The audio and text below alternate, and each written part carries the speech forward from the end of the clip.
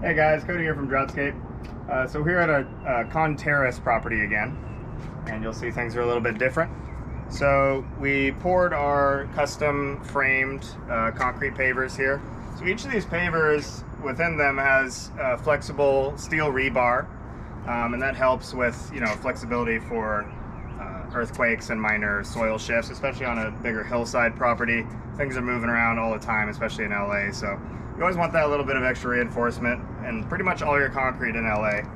And we lined it with some nice artificial turf in between. He's got his table out here, and he's gonna get some chairs out. And let's show you around the corner here. I just want to show you all the changes that were made.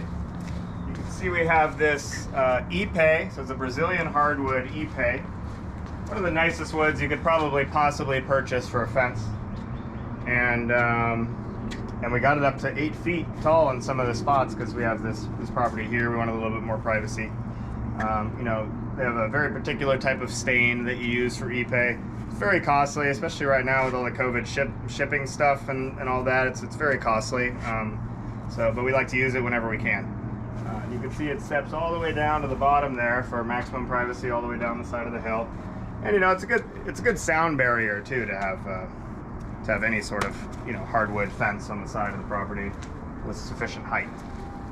Now coming down here, so you noticed in the prior video when we were amid this job that all the levels were wacky, especially in this area down here. The level is way down with erosion and all that. We've taken some measures to help with erosion a little bit in some areas, bring some soil levels back up. You'll see that here. This is just a nice little gravel / pebble area. This kind of rock is actually kind of an in-between saltwater pebble type gravel type thing.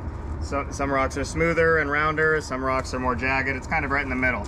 And we call this salt and pepper, as you can see, it's kind of salt and peppery looking. Make sure we get the weed fabric down beneath that. We're gonna use this for a little patio or something. We made sure to run, he wants to do all his own planting here.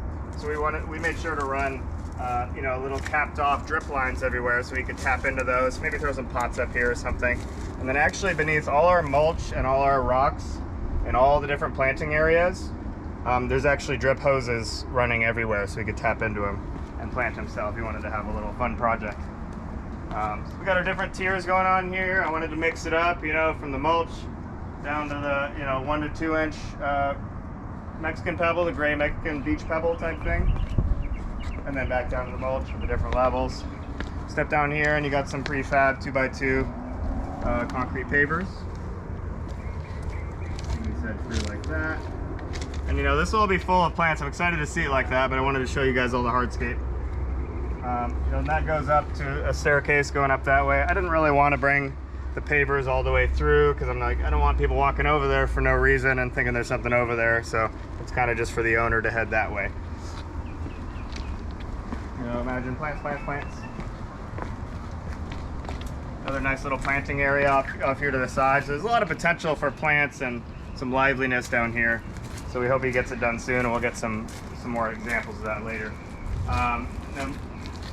These concrete pavers were actually already here. You can see they're a little faded and stuff, but I actually really like the black, and I kind of like the wear and tear that they already had on them. So we just left them, and they're in good shape. So we just did the more of the salt and pepper pebbles in between and all that. And then this area was left blank. I think there was, maybe in the past, there was a different fire pit here or something, but the client's gonna get just some pebbles to fill this area in and stack his own little fire pit on there. Maybe I'll put it there. We'll see what happens. Or maybe, maybe you can put it there and then have a chair here just on top of some pebbles or something. I don't know. We'll have to see how that goes. But we actually built this bench out of Ipe as well. You can see we even faced the posts with Ipe, so this is a very custom, again, not a cheap bench at all, but you can just see the grain. It's really nice to see the wood grain and the Ipe. Pretty much with all Ipe, you're not going to really use like a really dark stain that gets rid of that wood grain most of the time. And you can see it has no knots in it. It's a knotless wood, which means it's a hardwood, so it's from the very inside of the tree. And you can see that going all the way up. You don't see those little knots you see on a lot of fences around LA, right? So it's just a fantastic option.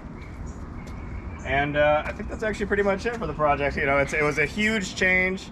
there were so many things that needed to be done. And now that we look at it at the end, it's almost like it seemed easy, but you know, it's not an easy job. There's a lot of factors going on here, a lot of grading, leveling, demo work, moving things around. You know, compare it, make sure you watch the other video where we started this one out, or we're kind of mid-job, and compare that a little bit, see how much work was put in here. And that's it.